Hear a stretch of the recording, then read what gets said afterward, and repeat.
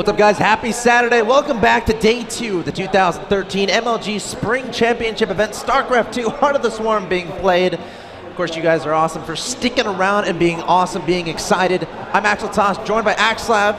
You having a good day? I'm having an amazing day. The crowd here is amazing. The games are amazing. The players here are amazing too. I mean, Polt's been giving out so much characters, playing such great games so far. We saw Hyun there with an amazing performance over Hero. Yes. Just, it's been an absolutely outstanding day here. No shortage of beautiful matches, and we got an epic one coming your way. It's Polt versus Deer. Polt laying the smackdown on Naniwal, going for the thumbs down action. I'm trying to mimic it, but he did it so well. And now he's going to go up against the fearsome Deer. The Pro League guy took down so many great players, just took down Jaedong 2-0. And we got a PBT. The first game is going to be on Whirlwind, your last match of day 2. Saturday, the 2013 MLG Spring Championship event begins right now. I'm excited. I mean, I feel like if any match can follow up that last one, it might be these two charming and handsome individuals as I introduce them, beginning with the top left-hand location on Whirlwind. Your blue Protoss player representing Team STX, coming all the way from Korea, from Pro League, to participate in this tournament. He is Deer.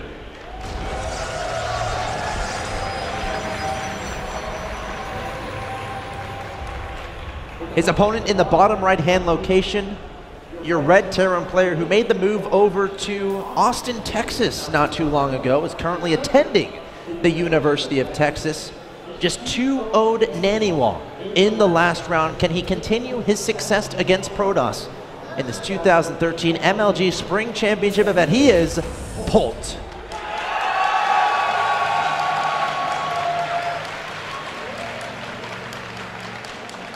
Polt looking so calm, so cool, so collected. But Deer is Deer. Polt was confident though. He was. He said he'd make it all the way through here. Also, historically, TVP has been his strongest matchup, but lately he said he feels confident in every matchup. That's how good this guy Polt is. And you know what, to be fair, Deer has dropped, My bad? My SC2 crashed. It's all right. It's all right. Anyway. Go on. All I'd like to say is Deer has shown one weakness, one map drop this entire tournament. He's 2-0'd everyone he's gone against except for QXC, and QXC is Terran as well, so Polt may have a chance here to make something happen. Yeah, I mean, of course, Deer, for a little bit of history, I feel like we've been talking about it a lot, but of course there might be new people tuning in online and like, okay, who's this Deer guy? You know, I don't necessarily know who this guy is. Again, he is a very strong presence in Pro League, playing for Team STX Seoul in order to get into this tournament. And I don't think a lot of people necessarily know this or realize this. He had to go through a ridiculous qualifier because Pro League said, all right, we're going to send 3 of our guys over, and we're going to have a tournament decide who the best 3 are going to be. And the names in this tournament, people have surely heard of. Innovation. Sulky, SOS was in there, I think, as well, of course. Jang Vioro, all the best guys from Kespa. In fact, almost the entire Kespa group is there. Yes. Looks like we're back in the game now, so everything's all fine. Yeah, an incredible performance qualifying through that. And then today, he had actually a very tough road. Round 2 STC, took him out no problem. Round 3 stats, one of the favorites to win this tournament. He's still in the tournament as well. Took stats out 2-0, no problem. After that, he struggled a bit versus QXC, but then Jaedong, no problem to Deer as well. So Deer, he's only dropped a single map the entire tournament so far. Yeah, of course, that was quite a match indeed we saw against QXC. Now, you know, it's interesting because this is a PBT, so it feels like if there is a weakness for Deer, this might be that matchup. But anything can happen here, of course, as we're seeing the openings on Whirlwind. They are cross positions, so they're very far away from each other. So generally in these positions, it's not too surprising at all to see the fast expansion builds. Polt going for that command center on the low ground, following it up with 2 barracks on the high ground. Meanwhile, Deer opening up with the standard 2 gases. Just 2 guys in each gas, of course, probably going to try to expand as soon as possible. We'll have to see if he decides to get a stalk route first. A militia corps, no. There goes the Nexus. Going to follow it up, though, probably with that militia corps. It's the most common follow-up, of course. You want to get that militia corps out early so it accumulates energy in case Terran has anything funny. You need that photon overcharge out. Also, it builds faster than a Stalker or a Sentry. So against an early Reaper, you start that Mothership Bar first because it comes out in the fastest amount of time as far as the number of all the different units that you can build that would stop that Reaper harass. So both these guys playing economic-minded, mid-game-minded. We're not seeing any fast Twilight Councils like we saw against QXC. We're not seeing any fast factories. We're not seeing any fast gas. Both these guys showing a lot of respect for each other. Of course, we're getting well on into Saturday of this championship event. So I don't think it's surprising at all to see these guys playing super standard, super safe, trying to get to that mid-game. But of course, at around the 5-minute mark, we're going to start seeing deviations. We're going to start seeing the true paths of these guys.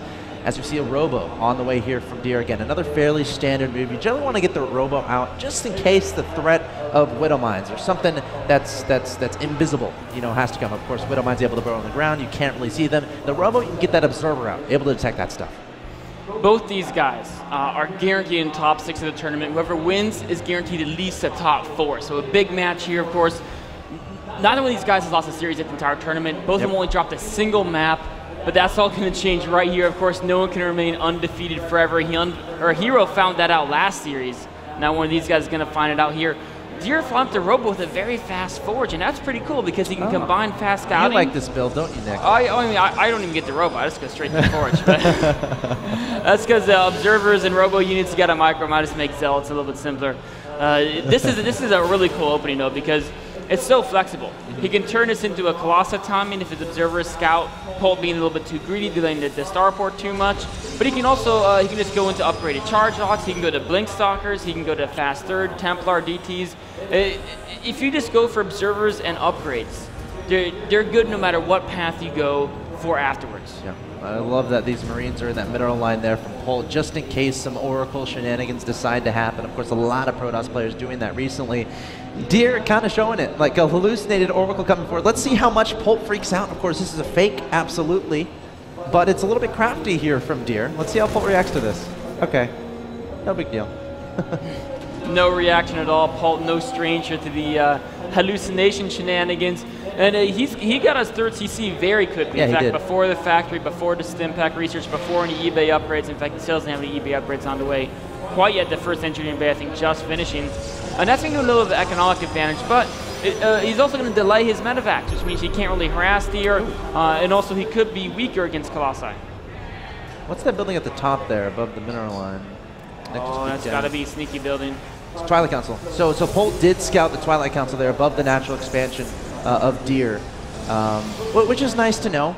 Of course, you can have an idea when charge is likely to come, potential transition to Templar Archive, stuff like that. Twilight Council, though, might be just for the progression of the +2 armor. I feel like that Deer has been doing that recently, really prioritizing the armor upgrades in Protoss. But no, look at that, a very fast high Templar Archives. This looks very similar to a build I think he used against QXC in one of the games where he just gets a ton of units, and he really used the War Prism to create an effect. I think it was Neoplanet S used this build against QXC where he just jumps from one base to the other. And Whirlwind, in fact, is map you can do the same thing with the War Prism. You can move between the 3rd and the main so easily. And look at that, Deer, he's aware of how easy it is to move between the 3rd and the main with the most standard 3rd location. So he's taking the 3rd at the top center. This way, if Polt tries to do the same thing with the medevacs, he can't quite juggle between bases as easily. All right, let's do, and then look at this. On the other side of things, Polt taking that base. And this is like looking very deja vu-ish to that Neoplanet S map we saw in QXC versus Deer. You make a fantastic point as far as being able to maneuver between that 3rd base and the main base. Storm on the way here from Deer, continuing with that +2 armor. This build making a lot of sense. Everything kind of working with each other as far as the Twilight Council, not only for charge, also for the +2 armor, and also for Storm. It's really cool to see these high-level StarCraft 2 players, excuse me, come up with these builds that work so well together. Here comes the War Prism, but Polt's units, no, they're not going to spot it on the way. It's actually going to bypass them along the right side. It's probably going to stop over here, warp in a few units before it continues its path.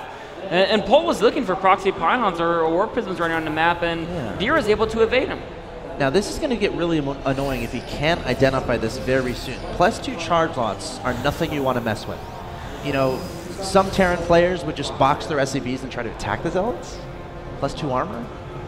Probably not the best decision. Polt not going to do that, I'm sure. No. Now, the nice thing about Terran is you can obviously rally your units to help reinforce. But again, for Zealots, hold on though. Polt extending some units into his opponent's third base. Not a lot here to defend the probes. Running as fast as they can. The Nexus is getting targeted down. This is not good for Deer. But back in Polt's base, the Zealots trying to do as much damage as they can, tracking down those SCVs. Oh, the Nexus goes down. Polt with a great pick off there. A huge win for Polt. Deer wasn't able to see those units in time. And on the other hand, you know, Deer, he's caused some damage. He's caused some mine time losses. He's getting a couple good trades here. But it's not like losing a Nexus. Yeah. That's such a huge blow. Of course, he's going to immediately rebuild that. He does have Templars on the field. He still has a lot of tech tree. Yeah. He can still definitely make his way back. And look at that. He's using that fact that he can jump between the main and the third so easily. But Polt, his reaction is perfect. Yeah, he has the units there at the third. He has the units in the main to deal with this. A Viking is out as well. The War Prison is going to get tracked down by that Viking. Let's see if he can take it. It's a little bit faster now. It's probably going to get away. It is. Of course, War Prisms now, even without the speed upgrade, slightly can outpace a Viking. Of course, it doesn't mean it can't, you know, transform and warp in units when the Viking's there, but it can escape and come back later if the Viking. Marine's going to try to get it. Oh, he's going to cut it off. Oh, can he get it? Oh, Polt, stim it up. The War Prison gets taken out by Polt. Polt is on top of his game right here, and two Zealots trying to do something, but Marauders are going to chase those guys down without a problem. You know, Deer is a guy whose multitasking, his map control, and his domination of the harassment game is something that characterizes him, but Polt is shutting down his harass. At the same time, Polt was able to take down that third Nexus when he wanted to. A lot of full energy High Templar there. Lings and Marauders on the high ground. High Templar's coming forward. There's a storm. Not going to do too much. Polt does not fall for any trickery, and he can't bait this guy, man. He jumps back right at the right time. A Zealot run-by attempt happening, but Polt's over this one as well. Yeah, Polt is everywhere right now, going to be able to prevent that. Deer, a staple of his play is being everywhere with this multi-pronged harassment, but so far, Polt doing a great job identifying all of these potentially vulnerable locations, making sure units are there to deal with it. I mean, Polt he just holds all the important spots. Deer keeps trying to send these units around the map to check on bases, to harass it. And you know, Zealots aren't, it's not like if you lose Zealots, it's not the end of the world. They're fairly expendable, but you keep losing them and losing them and losing them, and all of a sudden your army looks very thin. It adds up. Polt coming forward. I don't think he has any ghosts on the field just yet. Mobius Reactor is in production there for Polt.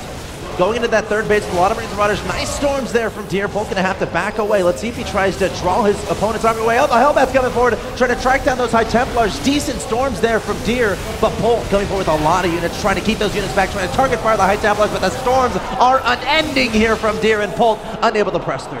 That's the advantage of having those Templars stockpile energy all game. I mean, Polt was able to avoid some of the damage of the storm. There's just too many storms laid down on his units. And that chalks one up in a victory column for Deer to help get him back in this game. Finally, two Zealots able to make some progress, but there's units right there. All they have to do is stim and attack. Polt going to try to go into his opponent's natural expansion. Time Warp going down. Deer's on every side of this. A Colossus coming out, going to back away a little bit awkwardly. Photon Overcharge has been activated, the natural expansion, but Polt taking advantage, attacking the third base. He's targeting it down. The Nexus, it cannot fall again here for Deer. He's already lost it once, but he is going to lose it again. Or is he? No, the storm's going down. The Nexus does go. Wow, he made Polt pay for that one, but the Nexus still went down. Now Huge Polt's in his main. He's going for the Robo. If he can take that off, that can cut off the Colossi transition. The Marauders. Oh, Zealous chopped those guys up. Okay, so Deer he's upset. Oh, he's angry. He's angry. He's going to counterattack. He's like, I've lost my third way too much, Polt. I can't let you get away with this base on the right-hand side. A lot of charge routes over there. A lot of sentries. Looks like an Archon there as well. Some High Templars lurking in the back. It is a planetary, but there's not many SCVs there to repair quite yet. The army's not close enough either. This planetary is going to go down. Look at that, a Templar waiting to storm any units to try to go up the ramp. Polt knows that base is lost. What he's going to look to do is try to trap this army and take it out. All right, well, he's actually backing up to his natural expansion, just playing really safe. Because he's wary. Because Deer, if he's attacking on the right-hand side, okay, there's a good chance he's going to attack up the left-hand side as well. That's the kind of player these guys are. There's always a next step, but Polt identifying this, and he's going to swing those units back, and once again, shutting down these charge lot run-by attempts. Deer is everywhere, but Polt is as well.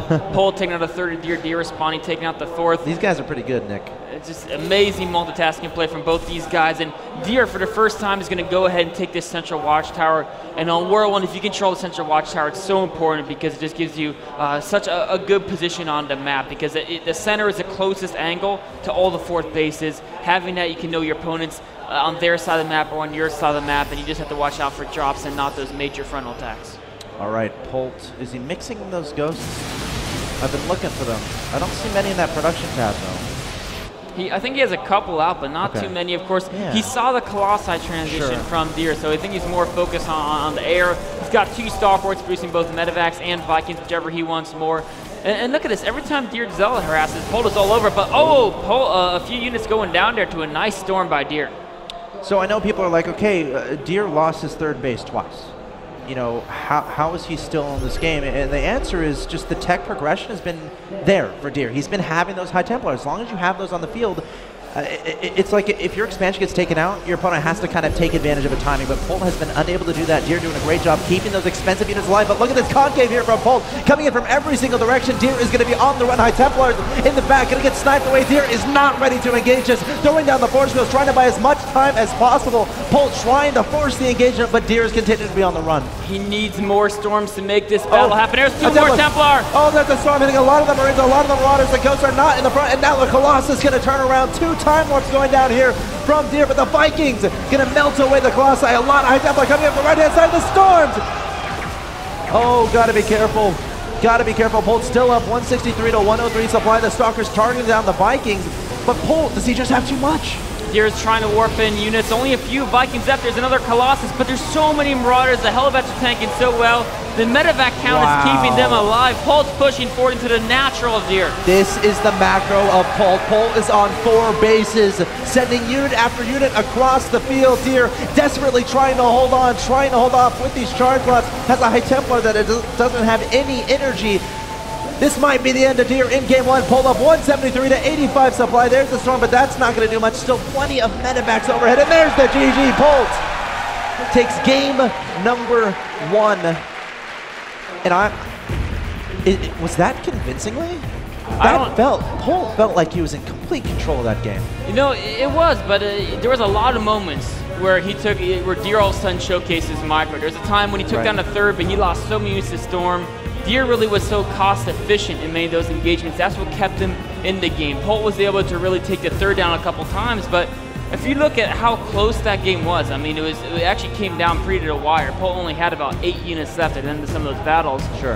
Imagine if Deer just did a little bit better job protecting that 3rd base. Yes. And the game could have gone totally different. I mean, Polt was doing everything right that game, and it was still an insanely close battle. I mean, he caught every single Zealot run by, so he's going to have to keep up this level of perfection of map awareness, because if he slips up even once against Deer, Deer's going to be right back in the series. There is no room to relax when you're this far along on a Saturday of a championship event for Major League Gaming. Guys, stay tuned. Polt is currently up 1-0. He is 1 win away from advancing further on into this tournament and potentially 2-0 Deer. Guys, stay tuned.